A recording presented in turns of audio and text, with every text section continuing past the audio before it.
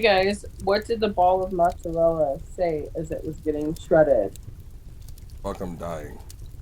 I don't know. I'm falling to pizzas.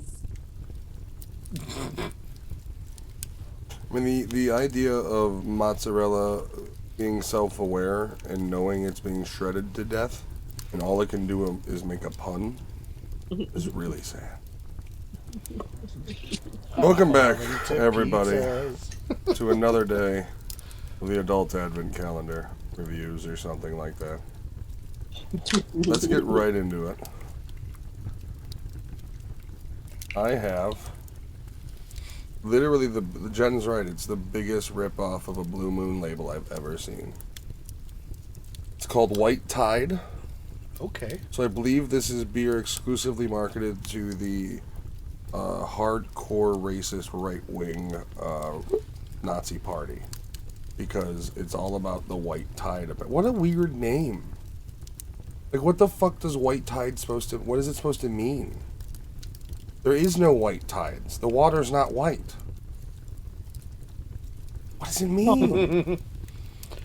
The tide is. Isn't it the Like the caps? foam, yeah. Yeah, the caps. Come on, that's pretty. This is loose lip sync ships, and that's I already don't like this beer. What do you got? I have from Aldi. We are on 11 Pipers Piping. I have what will probably be a dry ass Merlot. And then from Sam's, I have a reindeer red, which kind of sounds promising. Ah. It's actual reindeer blood. What kind of cheese you got? The cheese I have is a jalapeno Gouda. I have just basic ass cheddar again. So Basic ass cheddar. I'm hoping to get the vintage cheddar so I can get that weird garlic flavor. I'm drinking a Marie Hausbrindel. Hell. And then up at the top it says Familien Brewery Schwarzenbra. In German, that means if you're reading this can, you're too close. But it's kind of cool. She's carrying around 9 steins of fucking beer, which is pretty cool. She's a St. Pauli girl. Yeah. And this is pushing what, 4.8 volume. So we'll see how that works. Mine is at a respectable 5%.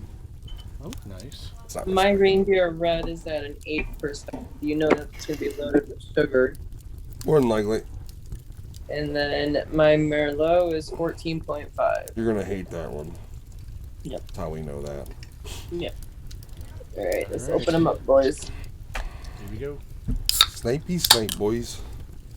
Bird up, boys. Bird up.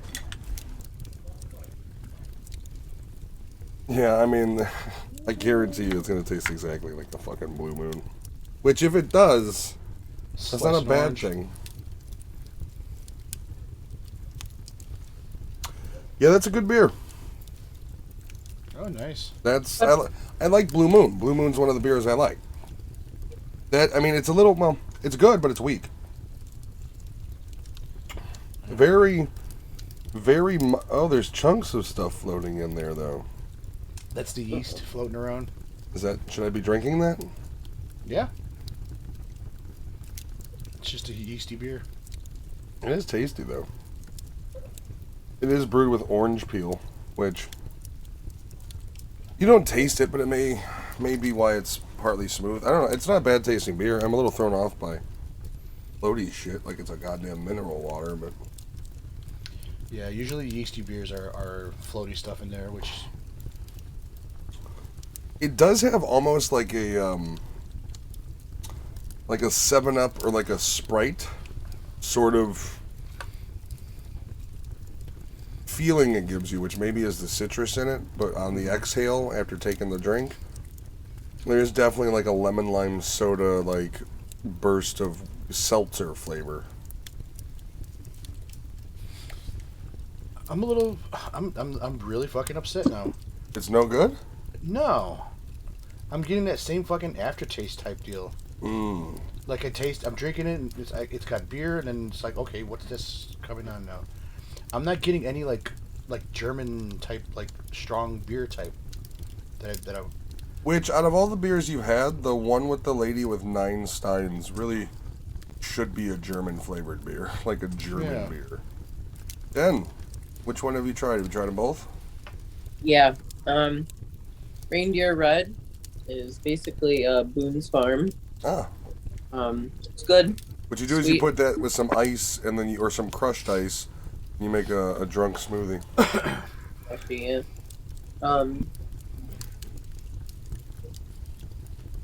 The dry ass Merlot is the dry ass Merlot. Nice. That makes sense.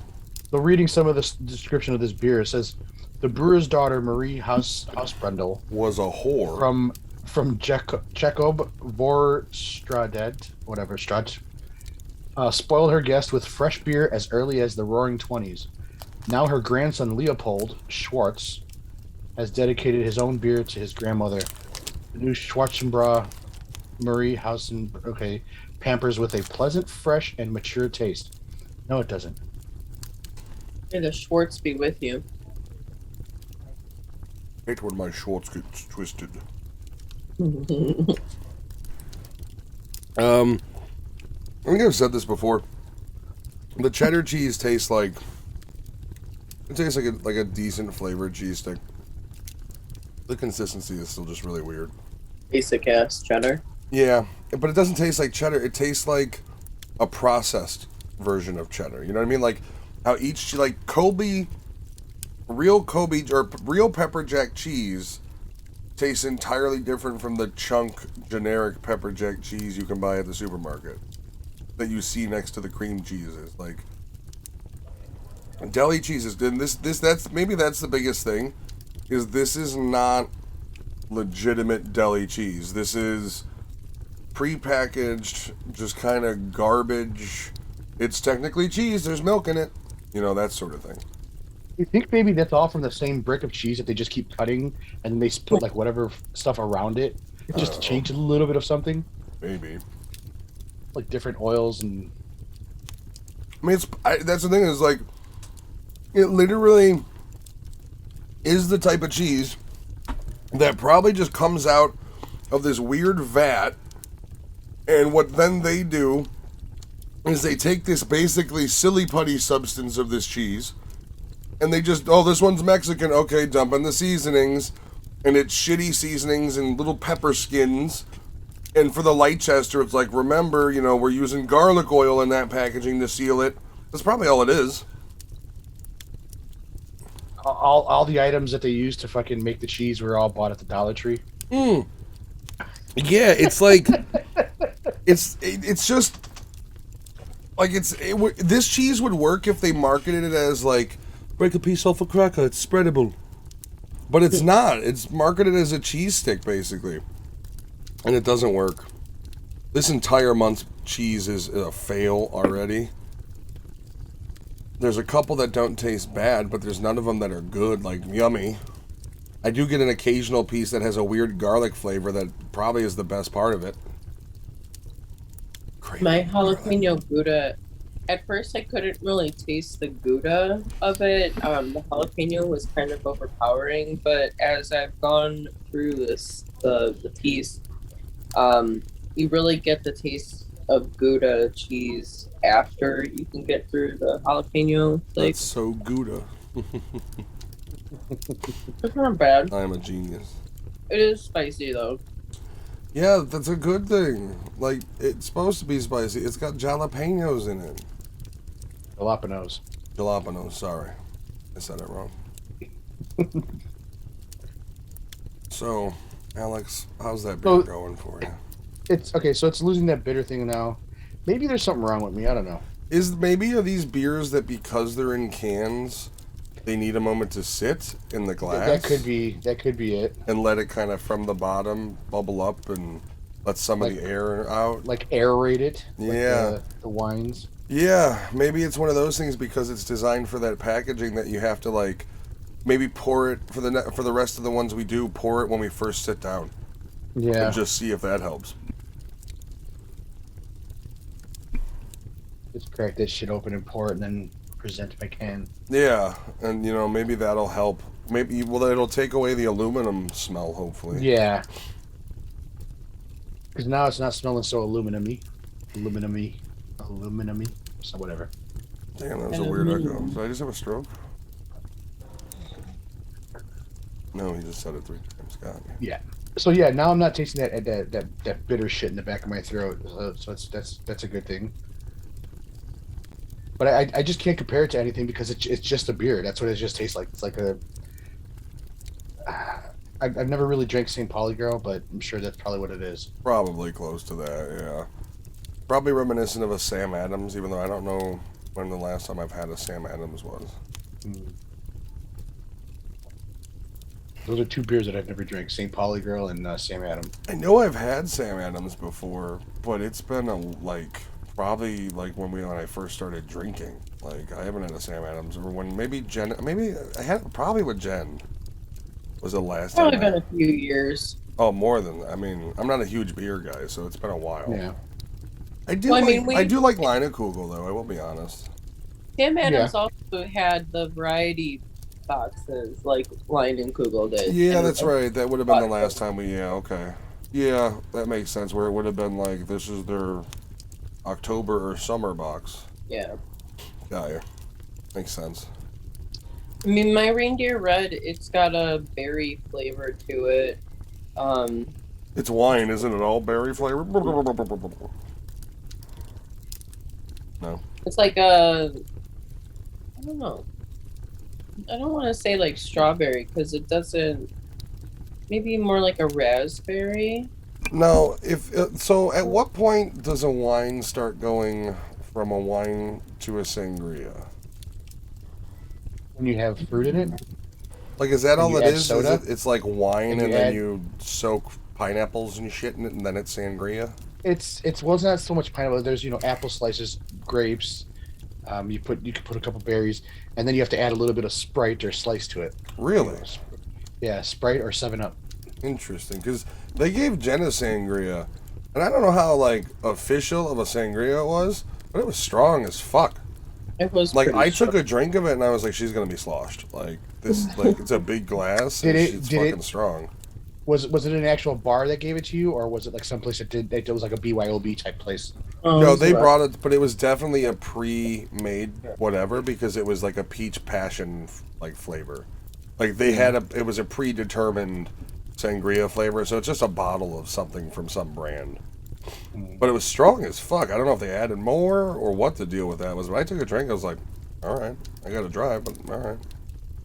Believe me, if when it comes New Year's Eve, I'm gonna get drunk as hell. Oh, is it I gonna just be hope that open it's not bar snowy or icy.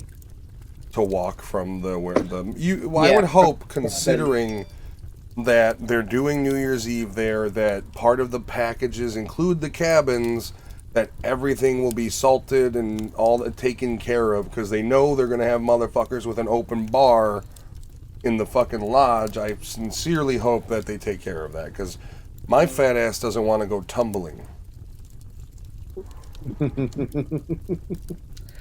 Straight up. There's something I'm gonna look up real quick about sangria. So some people make sangria with champagne Instead of And- soda. instead of wine. Yeah, but then you wouldn't really have to mix the soda because you've already got the carbonation in there, right? Yeah. Alex, I just want to point out something that I find funny. Giovanni just logged in playing Warriors Orochi, What's that? that $100 game he was trying to get last night. Really? Remember, he was going on, I'm trying to get this $100 game right now. He just logged on Steam playing it. Jesus. I don't like. I see. That's the thing is when it comes to wine, I am also I like going to Starved Rock used to be a lot nicer as far as the wines, only because they had this one winery we really liked that has since closed, and they had some really good mixes. Like their wines were wine, but they also were really nice and sweet. Some of the flavors, and I really do miss that winery because I didn't give really two shits about wine until we really started going to Starved Rock, and it was like, oh, okay, this is this. I like this, and they had their own mixes, and it was very fruity, and that's the market for me for wine. Would be probably classified as a dessert wine, much like Jen. Like I don't drink much wine or much alcohol at all, but I think for $15, the Olive Garden Moscato, as trashy as you want to call it, is a pretty decent bottle of like sweet wine. Like if you like a Moscato, Good bottle of wine. for $15 now, because these bottles of wine used to be like $30. At one point, when you'd be at Olive Garden, how much is this bottle? Yeah, it's $35. Oh no, fuck that! Yeah, I'll just take when the you $8 dine in. glass. Like when the pandemic hit and they started doing take home, that's when they were like, and now they advertise it. Now it's $15, take it home. And so that's when we first were like, okay, well, because it used to be she would have a glass and be like, this is really fucking good. Like I really like this wine. And now it's you literally don't have to order food. You can be on your way home from work and be like, I'll get a bottle of wine. I don't want to go anywhere. I'll just go through the fucking drive-through at Olive Garden. Seriously. It's crazy. a crazy Do convenience. they have a drive-through? They have No. a curbside. Oh, curbside. You just order, you pull up, and they bring your shit out to you. Like, they've made it really out of all the places as far as like nobody is sitting at home thinking, oh, we're gonna do some takeout tonight. Nobody goes, Olive Garden sounds good, but Olive Garden is a viable option. Like they've made it as easy, if not easier, than most places. We do it pretty frequently on our takeout nights. Well, so it goes, but the problem with like we do takeout day one day a week, and it's like it's a lot of the same hot spots. And Olive Garden is one of those places just to break up the monotony. And I'm never going to turn down a fucking tour of Italy at this point in my life. Well, we got a bunch of gift cards that are burning fucking holes in our pockets. Yeah, dude, just order it for Olive Garden. just order it for fucking curbside pickup and then when you're out coming home from running errands and it's lunch or whatever, it's very convenient. And it's the full thing. They give you your super salad, you get your entree, they give you 2 breadsticks, I think it is a person. What we've been doing, because in the transport from restaurant to house, the pasta does dry out just a little bit, like the sauce soaks in a little bit too much. You can order. They sell you can get an extra 4-ounce bowl of it, basically the soup bowl sized of whatever sauce you want. And you order that and you're good to go. Like it's one of those things that you don't think of, but it's a pretty viable option. If it's like, fuck, I don't want to eat, but I don't want fucking chicken from Raising Cane. I don't want a burger from fucking Burger King. Like I want something different. Not a bad option. And they also, like, if you look at their menu, they have all these lighter fare one too, where it's like you can get just a light meal. You don't have to go for, like I said, the tour of Italy. So from our Olive Garden to our place is 9 minutes. Is that enough time for it to dry out, or is that like still? Well, see, no, it doesn't dry out. It's because or it's like soaks up or whatever. I would still, if you're getting like fettuccine Alfredo or something like that, I would get the extra sauce. Yeah. Because, tell me it isn't nice. I mean, their Alfredo sauce is so fucking good, bro. Yeah. Like, I literally got the tour of Italy, which just has a small little portion of fucking fettuccine Alfredo. And I just, everything got Alfredo sauce in that thing, and it was fucking fantastic. Even lasagna got it. Even the fucking lasagna. It doesn't matter. It's delicious. Olive Garden's Alfredo sauce, I'm not saying it's authentic. It's fucking delicious. Like, yes, it's just a lot of butter, a lot of cream, and a lot of cheese, but it's still good. It's probably as bad for you as like going to the Heart Attack Grill, but it is delicious. It's not a compliment you want on the street. Like, you don't want to meet somebody and be like, oh, you'd be able to eat at the Heart Attack Grill for free. You should go sometime. Like, thanks, Jack. Are we ready to give some stash? Yeah. Yeah. Let's start with Alex. After letting it sit, that half glass, and then drinking it, I'm gonna go with a 2 on this one. Dude, I seriously thought you were gonna go way higher. Like you prefaced that with like, after letting it sit, not 2. I was like, oh, fuck. You know, these are all German beers, and I'm waiting for something that's gonna fucking be quote like a unquote, German beer, like German beer, and fucking like knock my socks off and make me fucking happy that I'm drinking. Oh, German you want the hard stuff from the Germans, do you? The Germans will provide. But yeah, this guy's gonna get a 2.0 out of 5. Jennifer. Tell me your stars. My 11 Piper's Piping dry ass Merlot. It's a 1.5. I feel like you're tired and already a little drunk. Am I wrong? Well, here's the thing. My reindeer red, Oh, It's gone. it's a clear bottle now. Gotcha. it's a 5. Jen's gonna be sailing. Yeah, I'm gonna get the diabetes from that, but Diabetes and no, you'll just have a bad hangover. Like that's the problem with the Yeah. sugar-loaded ones. Is like I don't get hangovers because all I drink is liquor, not in the core liquor. Like you don't get a heavy hangover from a good rum or a good whiskey. Well, at least I don't. I've never had a problem with that. That sort of shit though, or if you get like hammered off of like Mike's Hard Lemonade, that's yeah. when you have the problem because the sugars have fucked your system up so bad and dried you out that your dehydration level is like it doesn't matter if you drank water and shit. If you didn't chug half a gallon, like you're fucked. Yeah. My jalapeno Gouda, I would give that a 3.5. So overall, it was good. Yes, it was good. Hey, you get your shitty jokes, I get mine. My beer was alright. I'm a little thrown off by shit floating in it, I'm not gonna lie. I don't like that. It brings me back to the days when like the Kool-Aid didn't mix properly. Or when you gave your glass to your friend and they fucking took a swig and put it back and they was like, whoa. Yeah. It's your glass now, buddy. It's a little off-putting, but the beer tasted alright. It's a Blue Moon ripoff that doesn't quite hit like the quality of Blue Moon. Like Does it say unfiltered on it? Belgian wheat ale with orange peel and coriander again. Ooh. No, it does not say anything about unfiltered. Okay. So actually it could be the wheat floating around, not the Which is okay. It's just off-putting. Like it didn't stop me from drinking it. It was smooth. Out of the ones I've already drank, it was pretty decent. I'll give it a 3 simply because like I tend to with these beers have an immediate like nope, don't like that one. Like I'm drinking out of bottles, so there isn't a whole lot of like letting it breathe per se. And out of all of them, that was one of the smoother. So yeah, that's a solid 3. I won't say it's as good as yesterday's. Yesterday's was a little bit sharper in flavor. A little just like it hit you a little bit better like a beer should. This on the back sprout hits you kind of like almost like a heavy seltzer. Kind of like there's a weird carbonation you get by it that I was a little thrown off with. But yeah, I'll give it a 3. I would drink Blue Moon again and then be like, oh yeah, guys, you ever heard of this ripoff? Yeah, I did a review on it of Blue Moon. But this is a good Blue Moon. All right. Everybody's got their scows in. We'll see you guys tomorrow night.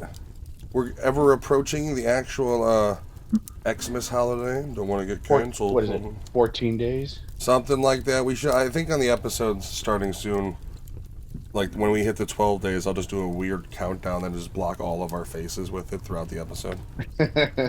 All right, everybody. Thank you for watching. We'll see you tomorrow. I'm signing off. Here's to open for betters.